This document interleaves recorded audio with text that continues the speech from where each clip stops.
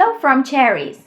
In this minute, we want to learn how to change a bright and green atmosphere in an image to a cold and icy one. To do this, we select the adjustment layer and from the menu, we select the channel mixer option.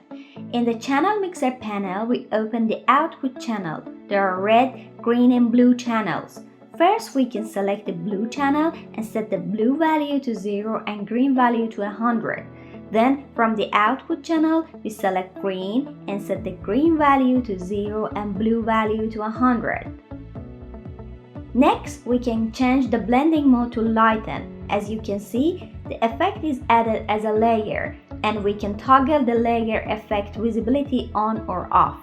We made a cold and icy effect using adjustment layer in Photoshop. Hope you like this technique in 1 minute.